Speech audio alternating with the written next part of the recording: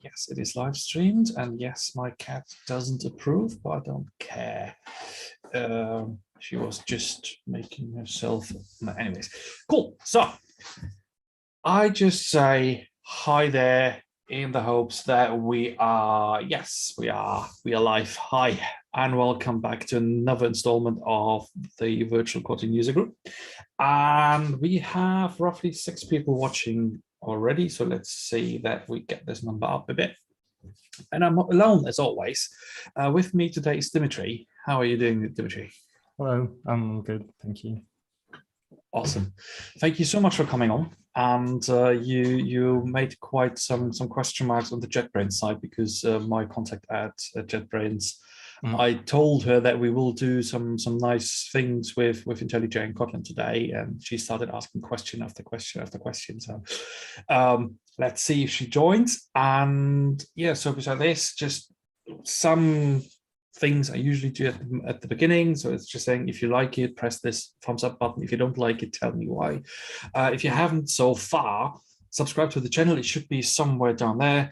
And if you hit this little bell, you will get notifications when we schedule the sessions. And with this, the little advice that I will collect the questions and will be happily asking them between the sections or whenever it looks like it fits, or at the latest at the end. I will hand it over to you, Dmitry. Yeah, thank you. But as I mentioned before, like, feel free to participate. And yeah. So I'll share my screen and go into presentation mode. So I'm sure, as everyone understands, this is about creating IntelliJ plugins, but without too much pain.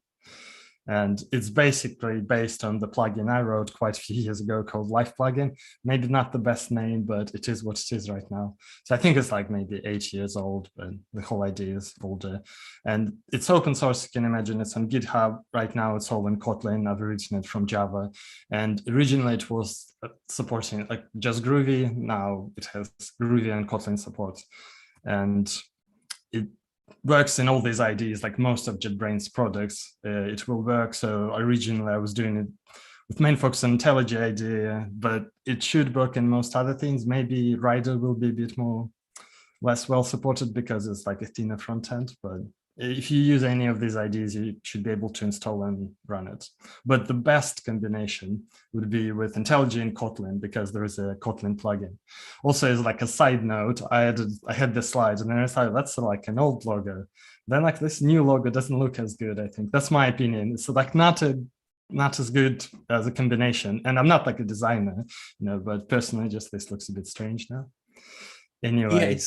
Yeah, it's definitely not what we are used to. Now you're saying it, and I'm seeing it in a bigger way. Yes.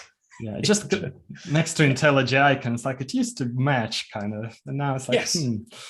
Yeah. Anyway, so I guess the first question, and I'll do a demo of the plugin, but the first question, why would you even like do anything like that? Write plugins, or why would you use plugin for writing plugins, which is a bit weird. So as a developer of plugins, I would list these things. So it's like a minimal setup. You install a plugin, LivePlugin, and then you can do things. Then you don't need IDE restart, so you get a fast feedback loop. And it's like provides some layer of simplified API on top of like bigger API of IntelliJ. But you can use IntelliJ APIs as much as you need to. So as like of course fun, I guess, at least for me while using it. And as a user, I guess the few things that I've done is that you can integrate some scripts which all big projects have. So you can have a shortcut to run your script, for example. You can have some project specific workflows, as in like call this HTTP server, things like that. And you can add some missing IDE features, or like explore some features which you think are missing, and then maybe after trying them, you'll realize like, actually, maybe it's not the best idea. And you can do things like customizing behavior to some extent. Not all of it is easy, but some things are like, there are low-hanging fruits. And without talking for too much, I have a demo. So this is IntelliJ presentation mode. And to make it clear, this project is a Gilded Rose code cutter. It's cutter about refactoring. it's in the end state, so it's all refactored. But the point is that it's like has nothing to do with plugin development, so it's just like a normal project. So if you install LivePlugin, you will get this menu on the right-hand side called Plugins. And in there, you will see a few things. So these are kind of, it's a tree, and each entry in the tree you see is a folder. So it literally is just a folder. And inside there, you have files, and these are plugins. They're not like plugins, like IntelliJ plugins, these are like LivePlugin plugins. So if you, after you install it, you will have some examples out of the box. This is not what I have here, but to show it, for example, we can click install Kotlin example, and there appears entry hello world, and there is this file with lots of text. It's kind of a tutorial built in, so I'll delete all of that for now. And also to make it obvious that this is a folder called hello world, and there is a file plugin.kts. I can type here something like show hello Kotlin user group, then I should be able to import things.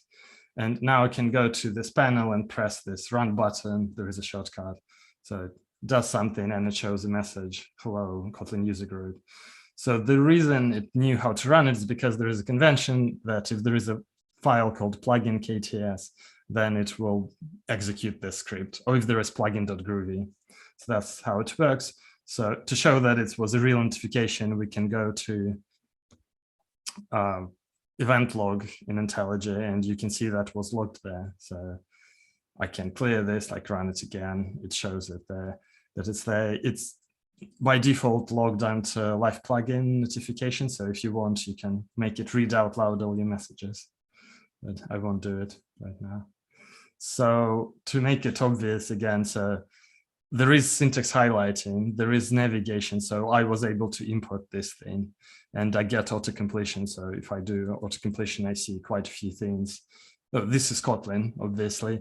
So you get IDE help, basically, like imports, auto-completion. You can have navigation. So LivePlugin comes with its own source code. So I can click and see what this function show does. I'm not going to go into, I will show some details later, but that's the basic thing.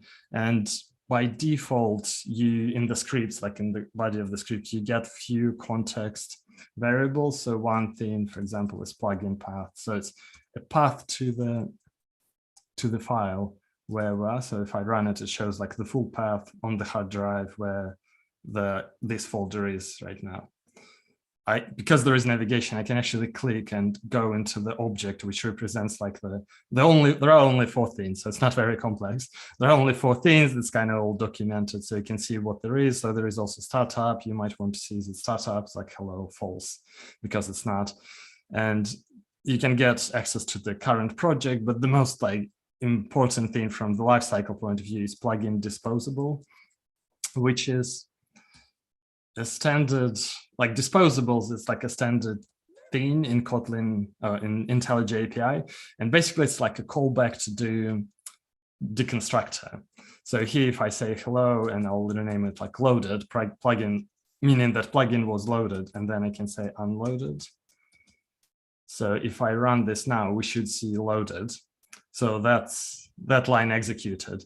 The unloaded, like line 6 will be executed if I go, for example, here and press this button, unload. So now we expect unload, and I can only unload once. So this is an object which kind of represents all the cleanup that plugin might want to do. Here it's a bit like pointless example, but it's useful if you register a callback in the IDE, and next time you want to rerun your plugin, you want the old callback to be removed. So instead of like manually remembering to remove old callbacks from the previous code, which you probably already modified, you can use this disposable. So it's like unloads the previous instance, and then you register new stuff. So just to demo it a bit more. So if I run this, it shows loaded. So that's one message. If I rerun plugin, it should show unloaded, loaded. So it's like unloads the old one. So that's what you see, and then loads a new one. So that's like kind of the life cycle. So you obviously, if it's syntax highlighted, it also like get all the, it says, oh, this is AAA, it's incorrect. There is no variable like this. And if I try and run it, it shows me some compilation errors and so on. So it's kind of, there is a mini compiler and everything.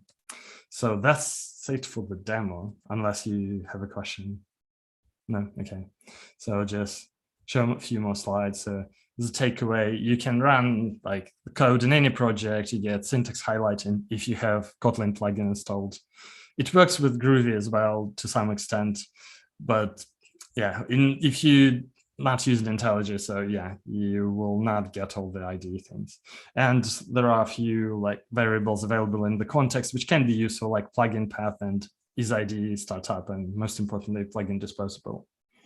So just a few words about how it actually works in case you want to know. So obviously, if it runs Kotlin, there must be a compiler, and there is actually a compiler, I think, bundled with like all, or last time I looked, all IntelliJ based IDEs. By IntelliJ, I mean like there is a platform IntelliJ, and there are lots of IDEs based on this platform. And with most of them, I think there is a Kotlin compiler, but LivePlugin has its own because I wasn't sure how stable it is to rely on the IDEs compiler because versions can change outside of my control, basically, this compiler. So if you have a compiler, you get source code file, produce you a binary, then there is this thing in Java Bolt called plugin class loaders. So for each execution, LivePlugin has its own class loader, and this class loader like loads bytes into a class, which is like a data structure in memory of JVM. And that's kind of the simple picture. Then this class is executed by like a specific method is executed on this class by LivePlugin. And then there will be like on the square on the right, I mean, application, it will have some kind of dependencies on this class. For example, it's like a function which runs when you press a combination of keys, right? Like an action, an ID. So that's kind of it. But there are more details. For example, like when you compile, your compiler needs to know about JDK, ID, jar files, or the third-party libraries you might need. Plus, the plugin class loader needs to know about all these libraries. And there is also a hierarchy of class loaders, really, because plugin class loader, it's a part of hierarchy. So it's like the leaf class loader there. And there will be like, just a simplified picture, there will be parent class loader, which knows about IDE jars. And there will be like a root class loader which knows about JDK jars.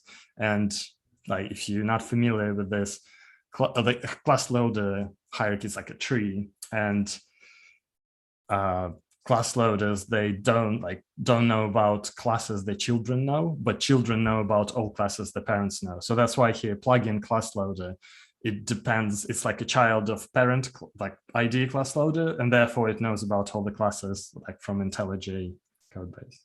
So that's like about class loader. So at some point when you run disposable will kind of break this link from ID into your class.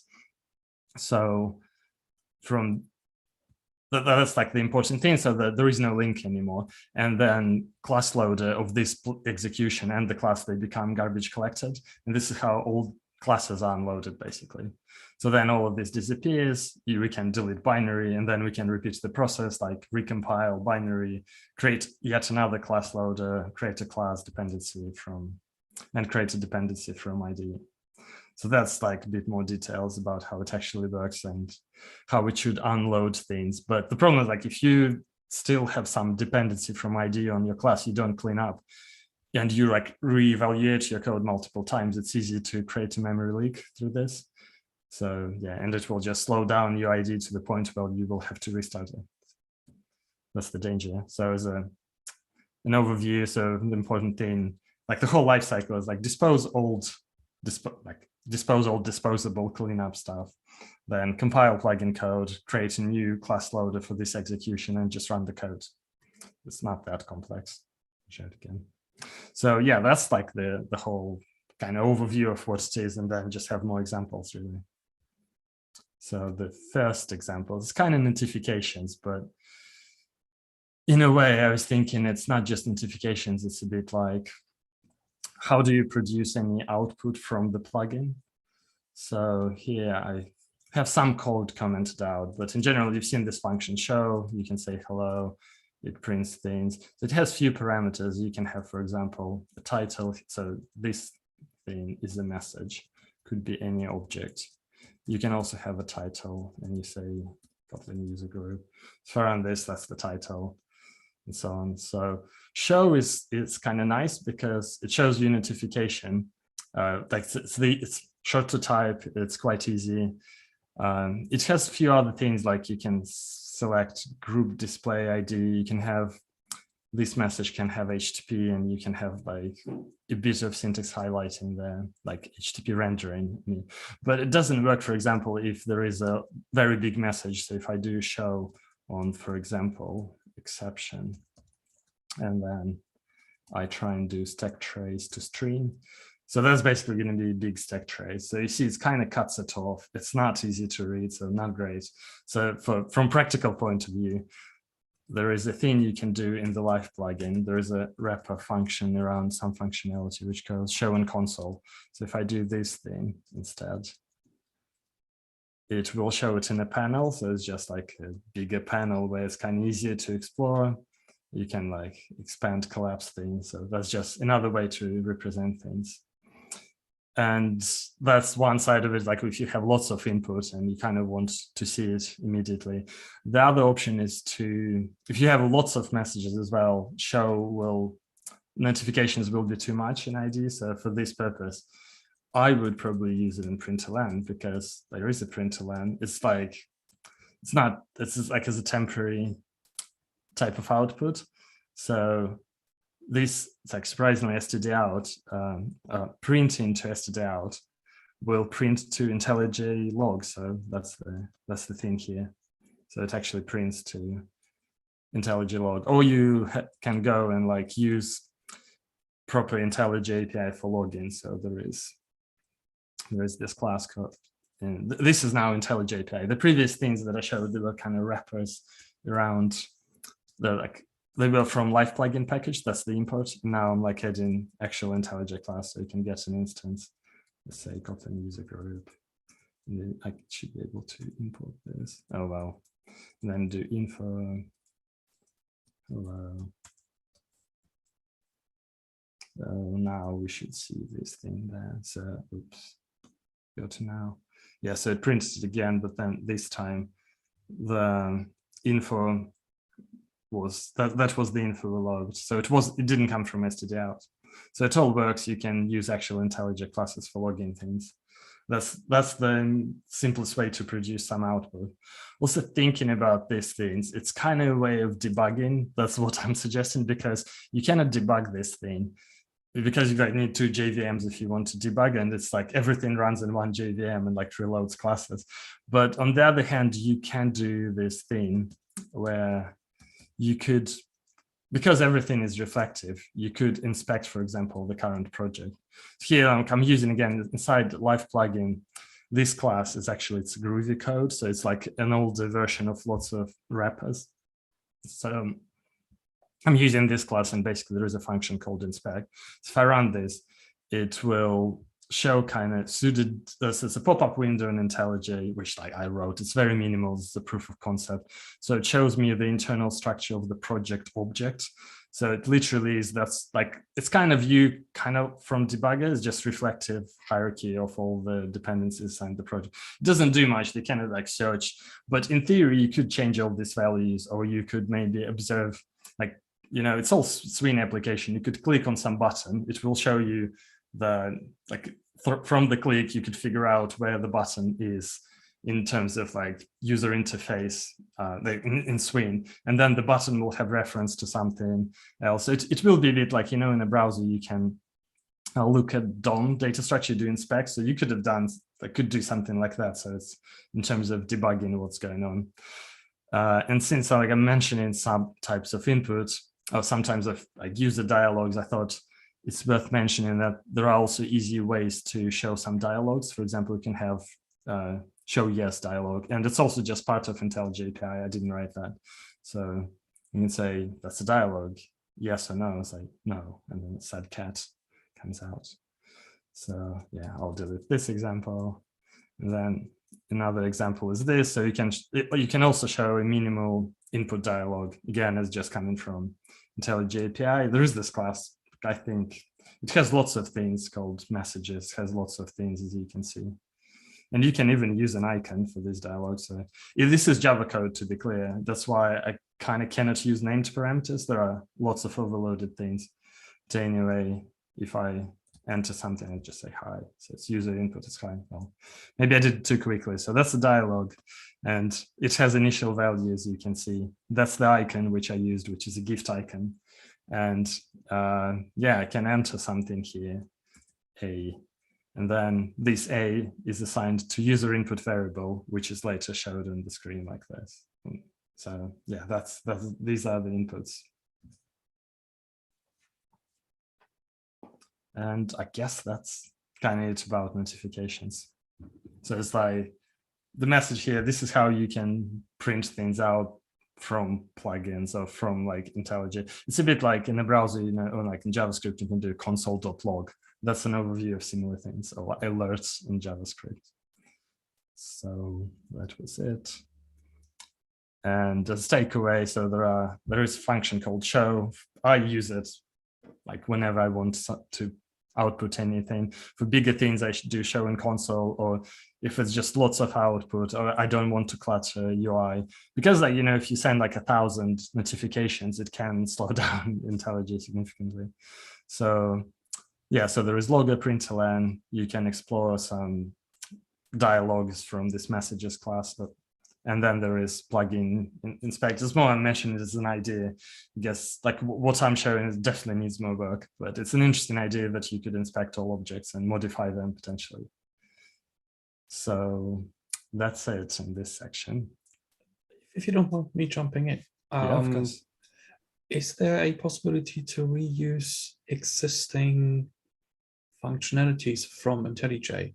Because the idea I just had was there is this inspect window already, right? This has all the details, well, all the mechanisms to display something in a tree view. It gives you on-click editability, horrible word. And is this something we could do from here, or is this, say, completely sandboxed from other plugins? Yeah, maybe I did make it clear. It's just nothing is sandboxed, at least right now in IntelliJ. You can access any object, you can modify any object, because JVM is quite dynamic. So you can literally access any class, do anything you want. So it's not sandboxed in any way. And you can reuse code. What I showed, for example, this show input dialog. This is literally the function which IntelliJ uses itself to show you dialogues. So here I'm importing this from IntelliJ like modules. So yeah, you can do similar thing, and I'll show a bit later. You can add dependency on other plugins. So there is like what I'm showing. This is a core functionality of IntelliJ. It's like all IntelliJ based IDE will have this show input. Like if you open RubyMine, it will have this. But if you depend on, I don't know, Scala plugin, like, well, it's like, you know, RubyMine will not have Scala plugin. Then you have like to do other things. So yeah, it totally can do anything, and it should compile with all other plugins. It can be tricky sometimes, but yeah. Cool. Yeah, or if I don't know if you asked about like debugger window or reusing trees. It does reuse trees though. So. Yes, yeah, but it's because it's this functionality is essentially the inspection window you get when you inspect a object in debug mode. Oh yeah, it would be nice. I think just lots of these classes, they're like not easy. They were not designed for reuse because well, who would have thought, right? So yeah, I would. If it's easy, maybe I should look again. There must be something. So, yeah. Oh, just curious. Cool. Yeah. Thank you. So the next thing is just show something a bit more like pragmatic. You can do actions and action groups, which is, well, if you don't know, just like, to make it obvious, so action in IntelliJ is like there is this thing in help menu called find action, and action is basically most things you can do. So there is, for example, action up, it moves cursor up. So if I run it, you see my cursor goes up. This is an action. So all the menu items are actions. Like not everything you type, but lots of things are actions, like switching between windows, all of these actions. So that's like bread and butter, the lowest hanging fruit of all. So maybe I'll just delete this code for now and like do it from scratch, so it makes more sense. I fundamentally would say that action is a stateless function which has identity and some representation. So it's a stateless function and says it doesn't have its own state, but it receives an object from IDE which kind of has links to IDE state. So let's create an action called show project name. And so that will be action ID. And it will have a callback, which, as I said, is like a lambda, right? And it just does show. And then action takes an event. And from this event, we can get, we should be able to get project. And from project object, I can autocomplete like name. So project might not be there if there are no open projects, or like the action is invoked in somewhere else. So this ID, it has to be unique. And yeah, so I'll just run this. So I evaluated this. So now if I go to find actions menu, I can search for show project name. So that's the new action we just created. And I run it, it shows give draw scatter. So it's like a real thing. So to be clear, actions is just absolutely standard action, part of IntelliJ API. What register action is doing is just making it a bit easier. And I'll show in which way. So for example, I can have a keystroke here and I can define it as a string control, maybe Alt Shift dot. And now sometimes it like clashes. Oh yeah, now it works. So I'm pressing it, it prints it. If I search for action in this menu, it even shows me the shortcut now in the drop-down menu. So it's like a real action. It integrates properly with IntelliJ. There's also this interesting thing called, I think, action group ID. Yeah, and so if I do, so action group ID is an ID of a group of actions. It's just, again, a special text constant, which identifies another action. So this one, I just know it. That's the tools menu. And so now this action is in the tools menu. So it's like properly integrates with everything. There is an obvious question, how do you even like find these names? And like the answer actually is not that easy. There is no single place inside IntelliJ, as far as I know, to find them. I have added to action group IDs as part of LivePlugin, so you can go there. And for example, editor's pop-up menu is a cool place. It's basically right click, and now my action just there at the bottom. It's not in the tools menu because it's unloaded the previous version of the code, like I was saying, unloading, and it like loaded it in here. So if I unload this, it will also disappear from right click, so it's gone. So that's like the simplest way of doing loading actions. There is no discussion here. Like I was talking about plugin disposable, but there are like no disposables here. And this is done like through Kotlin DSL APIs. Maybe I overdid it here, but basically register action. It's if I go to source code and an extension function on LivePlugin script object, which is this object, and opening it is like with all those 4 variables. So it kind of implicitly knows about the disposable, and here in the source code, it passes it in. So yeah, for at least in Kotlin, it's passed like implicitly via from the script code. You don't have to use it. You can just go directly to IntelliJ API anytime. It's just like not always as nice. And just to illustrate also that this looks like, oh, it's just some LivePlugin code, but actually nothing stops you from writing action from scratch. And it's quite easy, really. So there is a class called an action, which now I'm just using IntelliJ API completely. So it's called an action. Let me import it. Yeah. And all we need to do is just implement one function. So there's by default just this. I'll just copy this code. To be clear, what I'm doing, I'm just refactoring the code. So it's like instead of doing callback, we will have a proper class. And then there is event. I just copied code. That's pretty much it. Like, but yeah, so let's just do proper refactoring. So instead of this lambda, I delete that and I do action, show menu. That's pretty much it. It will work in the same way. So it shows the notification, but now it's a class instead of lambda. It's a bit more verbose, but you also get more power. Like you can specify icon here. There is a class which like I just remember it by heart. It's part of IntelliJ called all icons, and I think there will be something like ID. Yeah, and maybe gift. No. Yeah, gift. Yeah, it works. So if I run this now, it will be with an icon. You see it got an icon, so kind of cool.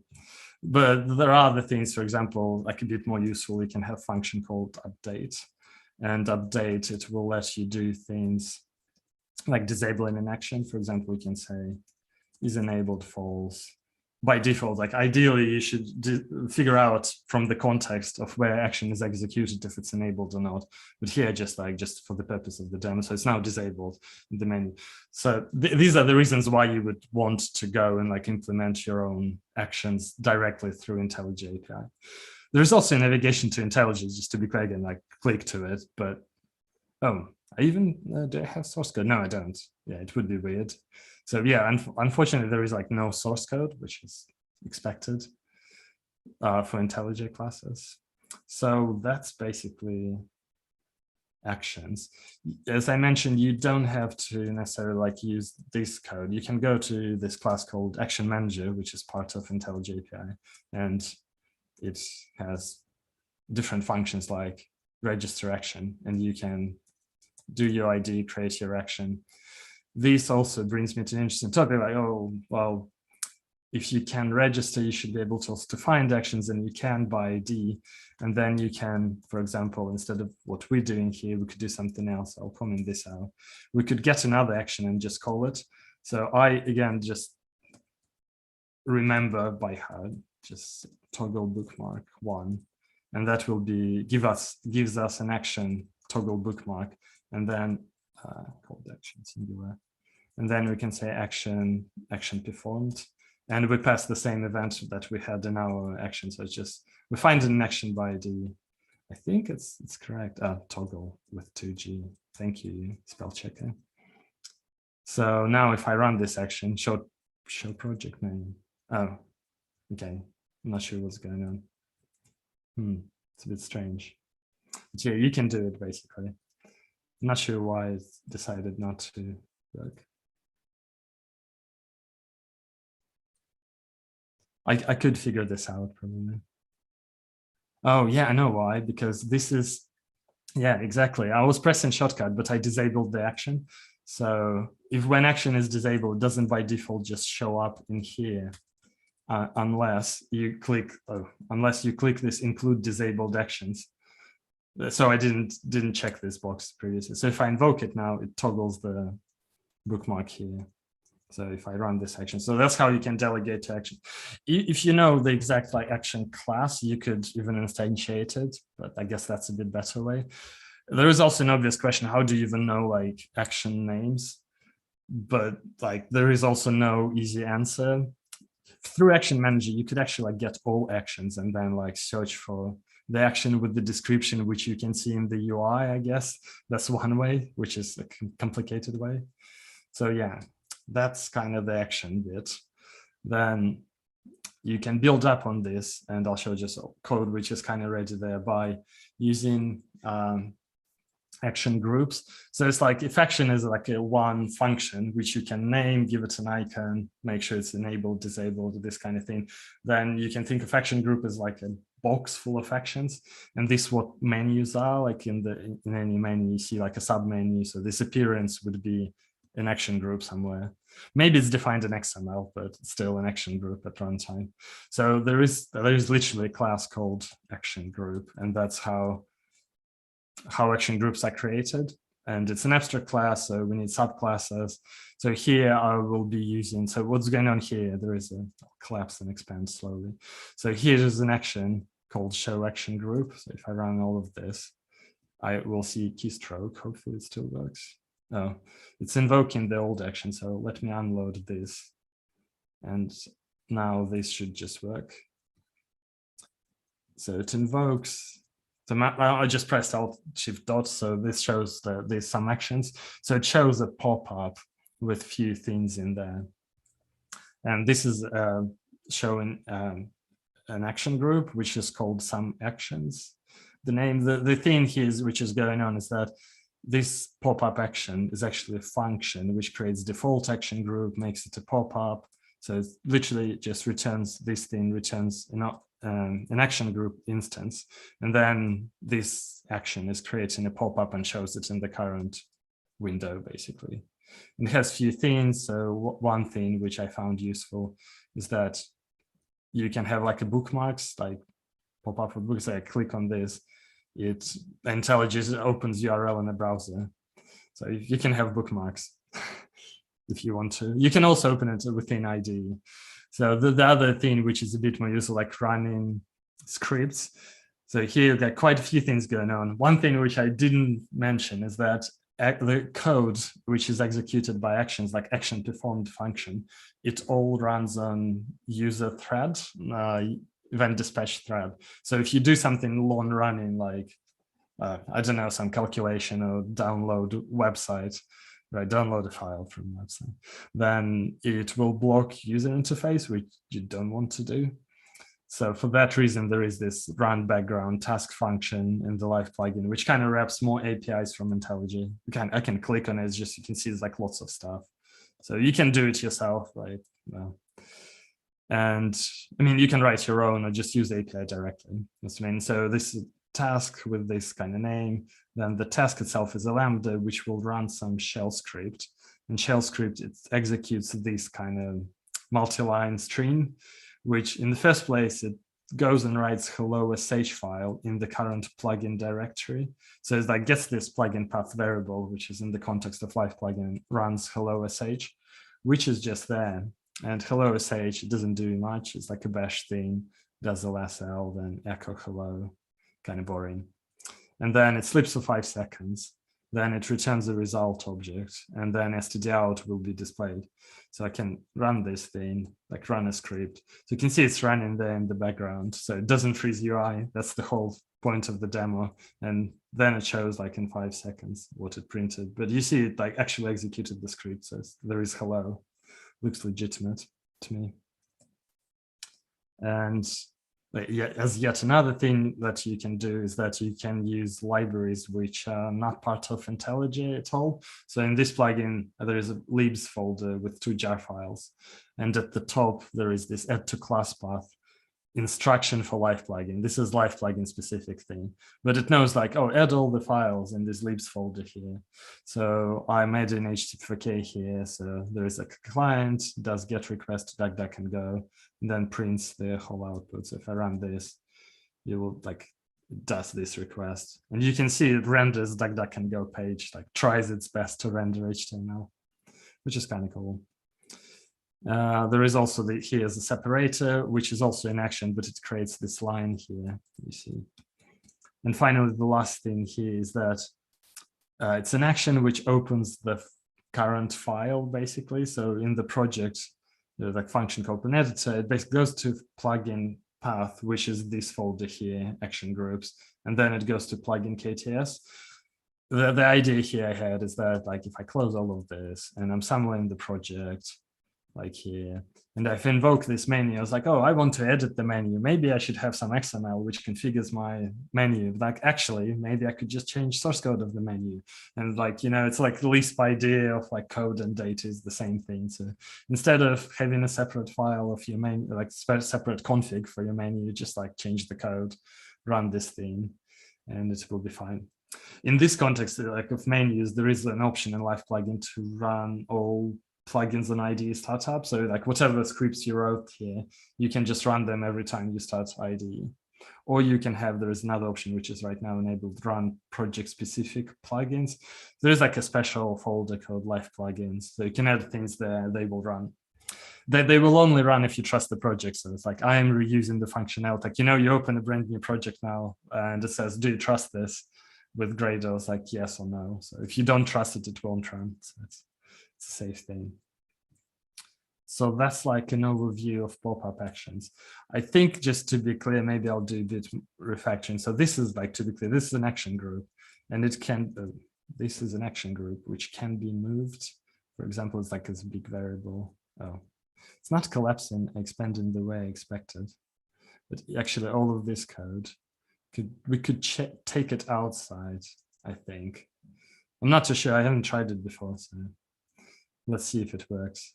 I think I took it outside, so it's now defined outside of this action, and it's just a variable, right? So now, I was thinking like, could I add it to the main menu just to see how it works? So yeah, it still works, this action. Well, we could do maybe, I guess there isn't not always an easy way. Maybe if I delete this just to show the menu on its also, it's like, if there is action group ID, it's like the parent action group ID will be tools menu, and the action itself will be that action there, action group, the variable. So I think that should work. And then we should see in tools, yes, so action groups. So it's like, all I'm trying to show here, this like action groups is like a fundamental theme of grouping actions. It's like menu, pop-up theme. I prefer pop-ups because, well, just me, because you can, the whole dynamic, but like in those pop-ups, you can also just type text and it searches automatically. So that's kind of cool. So yeah, that was the demo of actions and action groups, and some takeaways that action is a stateless function. Its code runs on UI thread, and actions cannot share events. That's the thing I didn't mention, actually. So it was a bit more interesting, I guess, if I undo all these changes. So you imagine there was this action which shows the pop-up menu, and inside there were a few more actions, and they have different events. So this is outer event, and there will be an inner event in one of these. I guess, well, let's say even here, there is like another event just for this action. So this is a bit tricky. If like this event is not the same as this one, and you can kind of use them, but then the context between me showing the menu and the time I choose an item in the menu, click enter, something might change, so you shouldn't be reusing them. That might be a bit tricky. And then there are background text third-party libraries. That's it. Yeah. If you have any questions. Yep. So we do have a couple of questions. So the first thing, it is partly related to the chapter before, but you just spoke of visibility here as well. So visibility and accessibility of things within the IDE. And Marcel asks, when there is no sandbox, is it possible to access user-stored passwords? Well, yes, I think so. It's like to the same extent that IDE can access this. I think that I don't know the API for passwords. I never used it, so well, maybe I did. But maybe IDE doesn't store your password. It stores maybe some other kind of hash of your password or something like that. I don't know details, but yeah, you can do anything IDE can do. So I don't know what IDE can do. That's the problem for me answering it. It's like, I don't know API. We can look at it if you want. I have some stuff. Maybe if we have some time, it might be interesting, because it needs to store it somehow so it can extract the actual value, because this value is needed to put into the API. It must be stored somewhere. Yeah, somewhere, true. Right? Yeah, somehow. That's the same thing. It's the same thing for browser plugins, depending on how you store them. Yeah, it's true. Anyways, I guess that's a security risk. Then that's a good point. It's like and another question which Mark just asked is it possible to see the standard out of a background task in real time when it's a long-running process? Yeah. Well, I mean, it's like, I'm saying because it depends on how it runs, right? Here, when it runs shell script, which is a function I wrote. You can write your own. It's like, on JVM, it's never been super easy running shell script. So I think it just, what does it do? It creates a temporary file, run shell command, which is a process build, and then it waits on it. So this is like a separate process running outside of JVM. It kind of waits for std out. You could stream it. So these are streams. You could read from these streams and print out.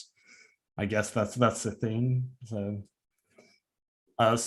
yeah, it's like there is no magic behind what showed. You see, like these functions are quite small. So yeah, the answer is yes. Just depends on how it works, right? In this case, no, it's because it waits for the whole output to come with this particular function. Yeah. I think. But in general, like whatever you can do on JVM, you can do as well.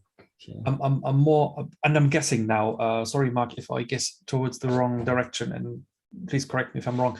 I think this is towards when we have the long running process. It's usually shown in this. We had this in your demo with the kind of progress bar, and having output above it to update things. Simplest example is copying things from the one side to the other side. So to do this, to say, okay, this is file 5 of 10. Yes, you would have to update this. Okay. The reason you couldn't see it is presentation mode doesn't like show it. There is like in this callback, there is a standard. It's a standard IntelliJ API. There is progress indicator thing, which you on this like progress. I think you set text on it. It's like 1, then you can do like, you know, thread sleep. I shouldn't do thread sleep, to be honest, but you see what I mean. Oh. But I think I have to exit presentation mode to see how it works. But yeah, absolutely, you can specify status. Okay, cool. Mark, if this was your question, fine. If not, please leave a message in the chat and we will correct this as good as possible. Thanks. Yeah, that is all for the questions so far. Thank you. Yeah, cool. Then so actions is like the most basic thing. It's like basic, but it's also super useful. But like moving on to maybe more like coding part of the thing, like editing text. Oh, jumping ahead. Well, you'll see this anyway in a second. So for this demo, I just already written an action, but actually it's also might be interesting to show that I was mostly, so far, I think, like writing actions to do anything, but you kind of don't have to quickly experiment with things. You can literally run this code. So when this class runs, if I press a shortcut, didn't explain it, but when it runs, it also runs on user UI thread. So you shouldn't do anything long running here, but actually you can say, what's the current project? So project editor. Then inside editor, there are a few things. For example, there is this object which represents cursor called caret model. And on it, you can do a few things. You can like move to offset. You can add caret to, you know, there can be multiple carets in the editor. So you can do all this kind of thing. So here, like one liner, this one, it moves to offset 0. So here offset means it's like the whole editor is represented as a string, and 0 means index 0 is like the beginning of the file. So if I run this now, you see my cursor jump to the top. So it's like literally you can do things from the editor. I can try and do 100. I don't know if it's like too far. No, we definitely have 100.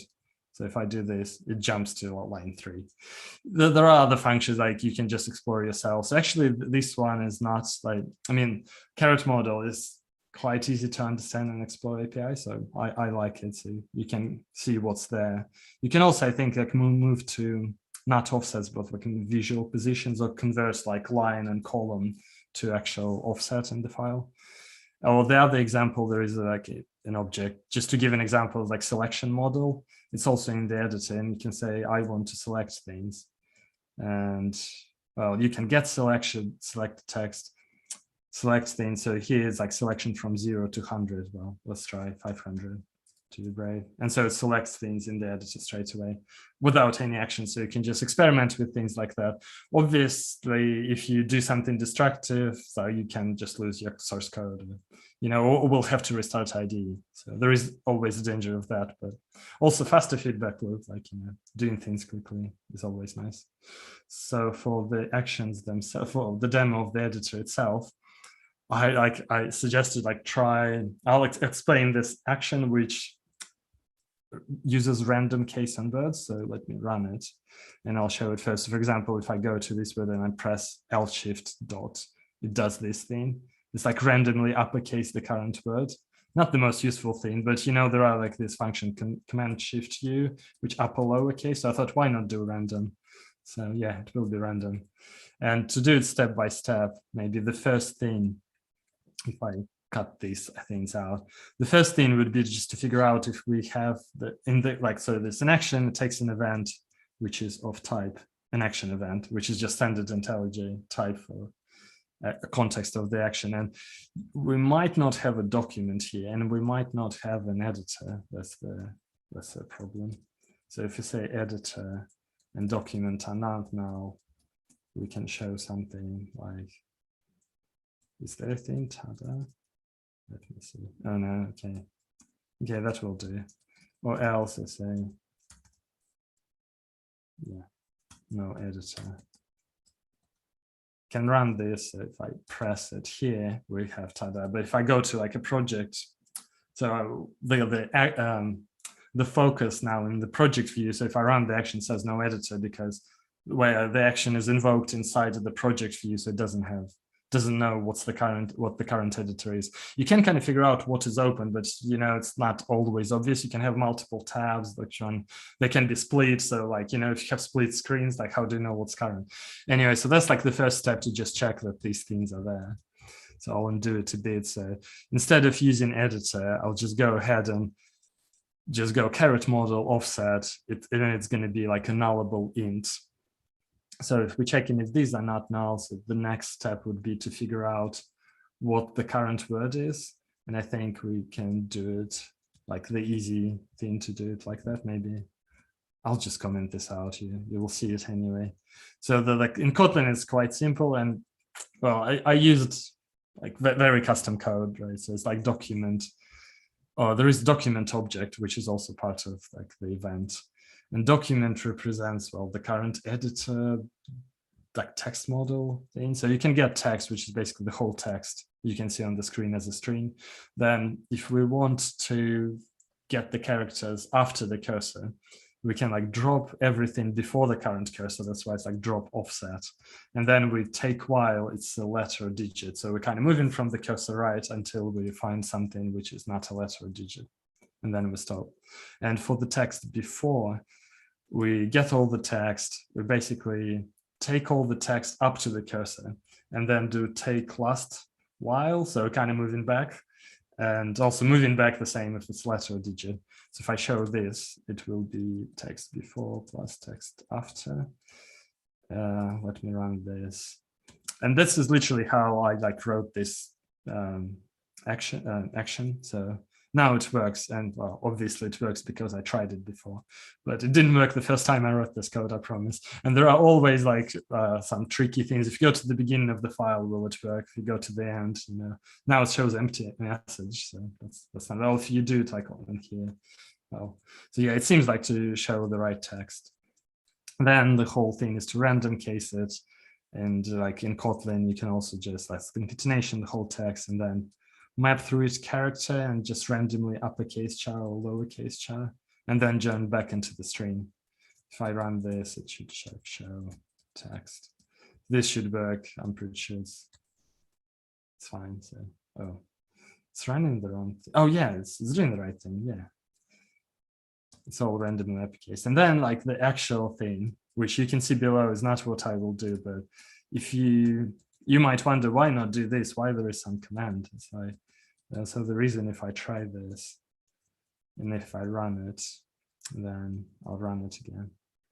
It shows me an error. So it's like it properly blows up. When you do this kind of plugins, it's like properly blows up as if some big problem happened. So it basically says write access is allowed inside write actions only. See this thing, which is actually a quite helpful error message, to be fair to IntelliJ. And the reason is that there are some threading rules. It's kind of maybe too detailed, but yeah, so this, like, I think about it like in this table. So if you are on UI thread, and we are, then we can read whatever we want. It's fine. Can just read. If we want to write, we need to do a write action. Here is a very confusing terminology because action doesn't mean action like the actions I showed before. It means just a write log, essentially. I think also all this terminology over time changed with IntelliJ. It might be wrong. So yeah, that's the rule for UI threads. So we need to write action, write log. And for all other threads, like background threads, you need a read action if you want to read some data. So to be clear, it's like, what is the data? And the data is like the data which represents the state of the program, syntax tree, and so on. So it's, if you own your data on your own thread, that's fine, of course. So yeah, that's like, so for other threads, you need a read log and you cannot modify any like IDE data kind of thing. So these are the thread rules. So that are the problem. Even if I add a write action here, it will still blow up because like the document has to be modified within Undoable Command, like it's another term, but basically it's kind of becomes detailed. And too detailed, too nested calls. So there's like in LivePlugin, I wrote this function, execute command, go to source code. It's like an extension function on the document, gets the log, executes this command processor with all these arguments. So it kind of hides crazy things from you, but fundamentally it's doing just this. So, and if I run it now, it's like also executable command. What it means, like if I run it like this, it appears in the edit menu. I can see I undo random case. And if you manage to like modify document directly or just go through some other path, you will like, and it happened like I did it myself. You kind of modify your current file. There is no undo because like it's not properly integrated with all features.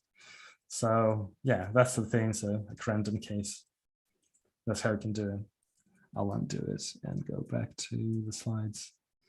So there is just one more thing left. So takeaway. So there are these editor and document classes you can explore. There are some threading rules, but to be fair, also there are some text like there are some built-in abstract classes maybe inside IntelliJ API for document editing, and then you don't really need to think about it too much.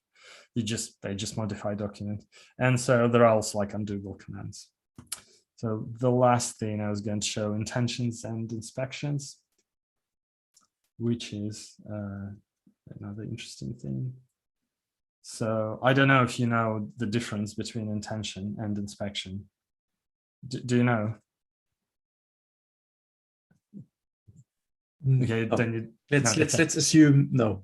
Okay, yeah. So yeah, sorry for putting you on the spot. So no, it's fine. It's fine. So like intention is this thing when you, anywhere IntelliJ, like it usually shows a bulb, and I just disabled it because it's like, why are you showing me it on every line? So basically you can press Alt Enter anywhere and it shows you this thing. And so these two things there, these are intentions. And if I do something like val s equals, I don't know, what am I doing? Yeah, it's like a string.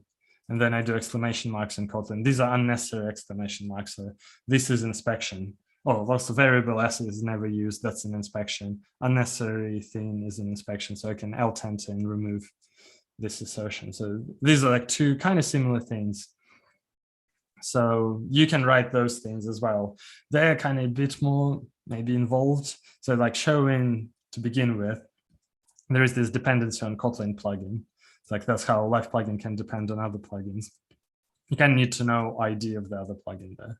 So for intention, you can, so here, like the only function LivePlugin is doing is register intention. All of this code is just a standard IntelliJ API. That's why maybe it's like, yeah, it's detailed. So here's all this, like there are two functions for inspection. It's like, is it available? And if this function returns true, you can do invoke, and invoke will like do some modification. So here is like a super simple example of like, if the current file type is KT and the current element of syntax tree contains OMG, then it's enabled. And the action is that we have current element and we replace it with new element. A new element is created using this like factory class, which takes a string here for cat and creates a syntax tree node in the tree. So it's easier to show. And so if I do println and then OMG, then I should be able to Alt Enter. No, I didn't run the code. So let me run this. And then I can have replaced with cat. So that's like nothing is yellow, but I can do this and that does modification. And then it's not available because there is no OMG anymore. This is like a basic thing. So the interesting thing here is that like, what is the syntax tree? Maybe it doesn't make too much sense. There is a good plugin for this, PSI View. So syntax tree is like, you know, your code is text, and then compiler or IDE or some advanced editors, they can go and kind of understand what the structure is underneath and they create a tree. So here there is a like plugin I didn't write called PSI View, and PSI is basically the same as the AST. And you can basically see what things are. So you can kind of highlight, so I can see that's, oh, it's hard to see in presentation mode, but basically it shows you the string, it shows you the class names and so on. So like I could write this code, not because I know it by heart, all of this, just because I use this plugin. I basically go into the plugin, click around, see, oh, that's the tree. And then I write this kind of things. So yeah, that was intention. which is just alt enter anywhere. Then the second thing is an inspection, which shows you if there is a problem. It's kind of similar thing, but it's like done in a slightly different way. Once again, all of this code, what I'm showing, is just standard IntelliJ API. The only LivePlugin related is register inspection. So there is this thing called like a function called visit. It basically goes through the whole tree. It's like when you opened a file with source code, when you stop typing, all these things run, and this visitor visits every node in that tree, which I was showing. And then inside the node, it goes like, is this so it's like a specific Kotlin PSI visitor, and the whole thing is abstract Kotlin inspection. So it won't run on any other stuff, like it won't run on Java. I don't think it will. And then there is expression. It checks like if it's the type string template expression, and if it contains bang bang, then it says, okay, I found a problem. There is a holder, and then register the current element registered as if it has a problem. So the current element becomes yellow on the screen. And this is the message which it shows, like found bang bang. And when it's yellow, you usually can alt enter and fix it. And that's why you register this. Oh, that's my quick fix, which is a class which can fix things. So it's kind of similar to intention. There's this thing is available, and the other thing like fix it. So it's like maybe they could be refactored to be just one thing to avoid confusion. So yeah, and quick fix here is kind of similar thing. We get a descriptor, which is like problem descriptor, which has an element there. And from this element, what is it doing? Oh, that's the context of PSI factory. It creates an expression. It's like the same thing I showed before. From a string, from this string, this factory can create a real AST object, and then we just replace in current element with string literal. So it's kind of the same thing basically. So to demo it, I can do no, let's leave the cat. So I can do bang bang here, and now it goes yellow. So I can alt enter and like replace with bang. Then it's not yellow. So that's what you can do with like inspections, intentions, and these two I showed, they will be like almost properly registered everywhere in ID. So it's not like a one-off thing which just works here. It must be somewhere here, I think, or maybe in inspections. I'm a bit confused. Sometimes like maybe it must be here. Yeah, so you can see like at least this one is just shows up in settings and everywhere. So it's kind of properly integrated with other things. So that's the demo of this thing. So what I showed, there are like inspections, intentions, there is some API. Yeah, what I showed was like specific to Kotlin, and there is this useful PSI View plugin.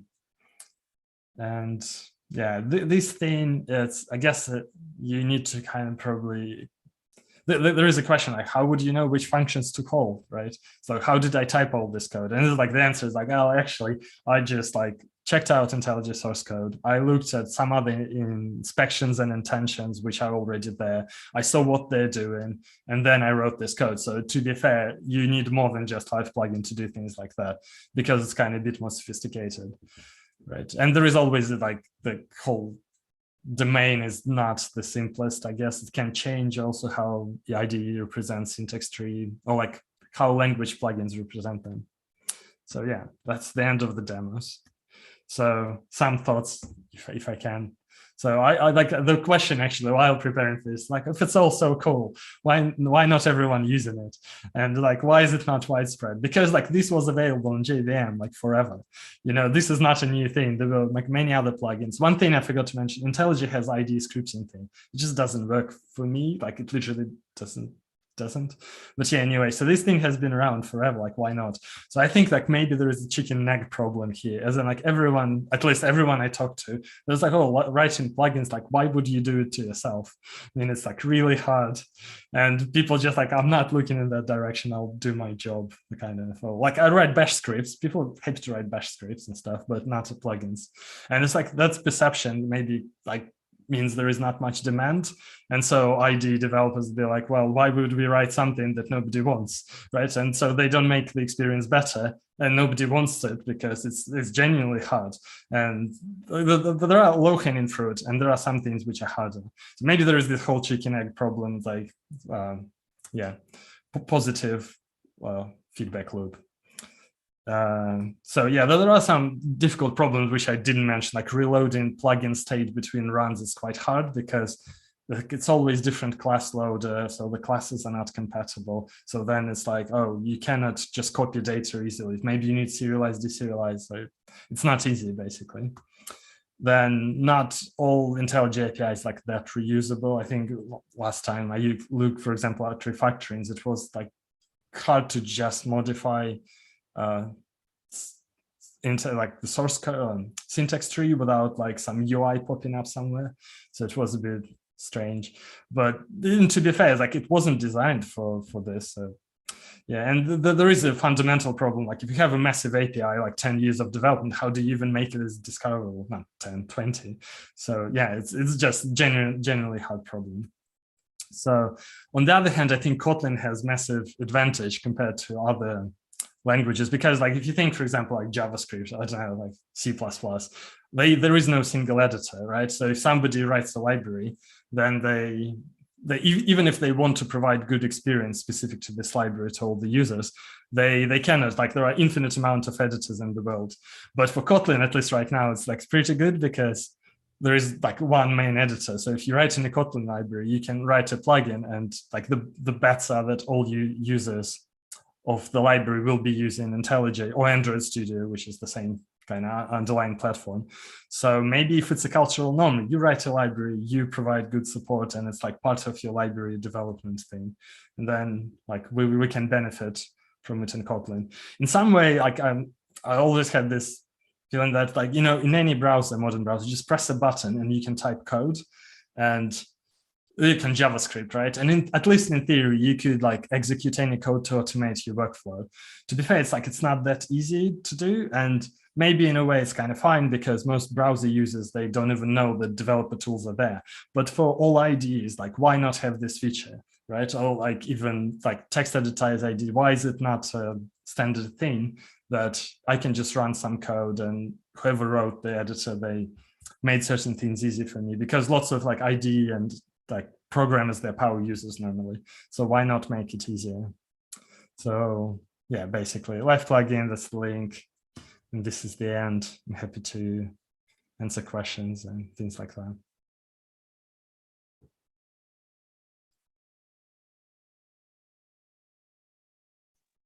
Typing and unmuting and this over multiple monitors might be hard. Yes, we do have two questions. This is why I was typing. The first one is from Marcel again. How can we, or how easy is it to modify the items in project view? For example, flatten directories, change icons, things like that. The short answer, I don't know. I haven't looked at it in detail, so yeah.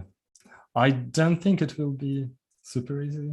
That's my feeling. I looked at like some of the code. So I mean, just like it's basically like creating a view here, I guess. There are one of these things, like you can have project shows you file system, packages shows you something else, right? So that kind of thing. Or maybe it's not hard. Like I just don't know. If I get the question right, can we just dip into, say, this view here? Now you have select packages, and we do have the icon of a little piece of paper and the Kotlin icon edit. Can we write a plugin which changes this to a cat? So instead again, change icon to a cat. So if you in one of these views, say, let's stay in packages. Or packages. So right here, yeah. So there you have this.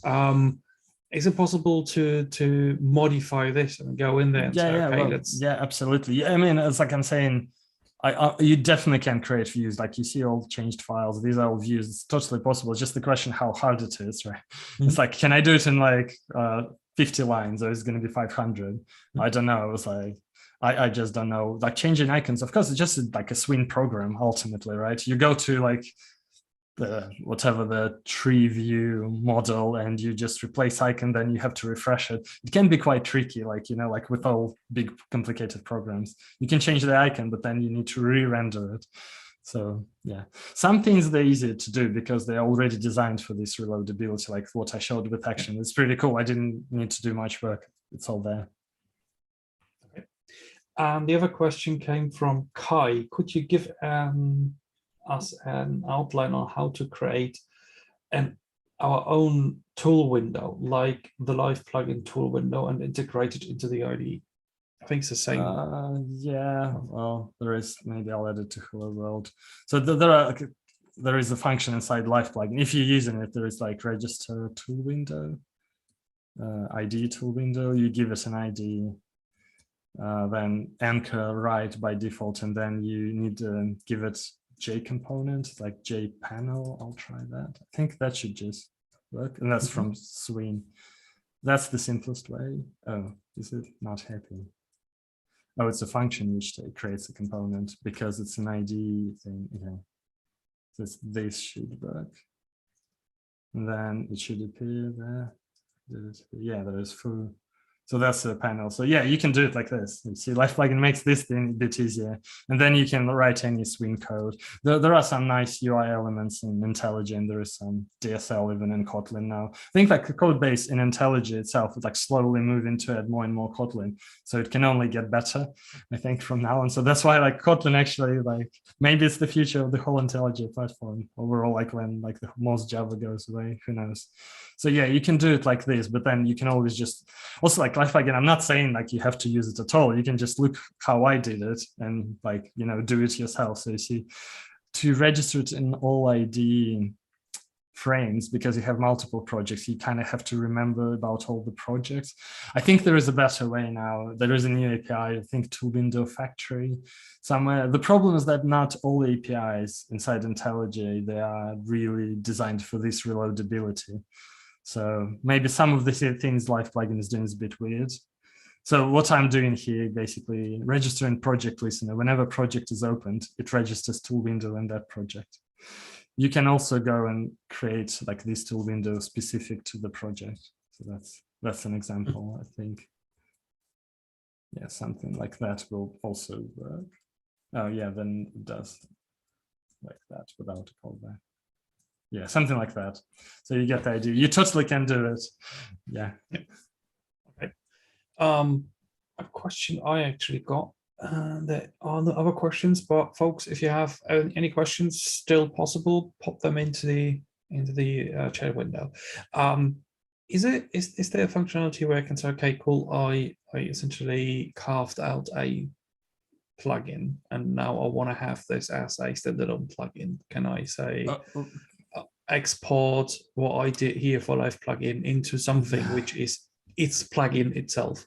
Yeah. Well, like, yeah, I'm saying yes, but it's not public yet. So yeah, there is this thing. So has always been, you could share them as gist. That's one way I thought it could be a thing, like all these plugins that are gist. I never implemented a thing where if you modify gist, it like tells you, oh, it's time to update proactively. And the new thing, which I will do sometime soon, is create plugin zip, which will create literally zip file, which you can then, so if I click create this, then it shows me this message.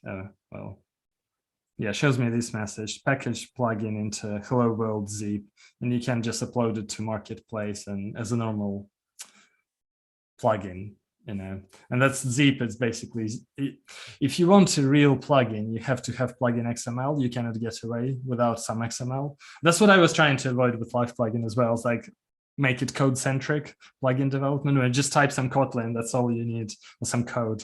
So, but if you do this, like, it will create your plugin XML, then it will create a zip file. And because you can, like, well, you probably will have to use some LivePlugin, it will bundle, not all, just tiny bit of LivePlugin with your own jar.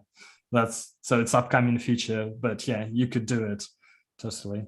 There is like a caveat though. I've been not doing this for a bit because I thought, what if it becomes popular and people start submitting lots of like really low quality plugins, like open the Pandora box of like crazy plugins which don't do anything.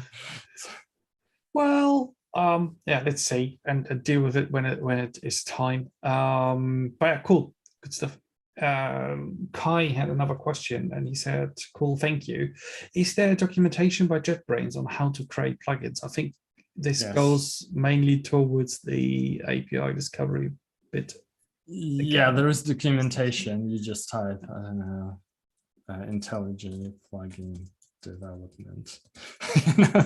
Okay, I'm sure it makes the Yeah, and then there is like, I think more recently, oh, that's a very old one. Yeah, okay, that's the thing.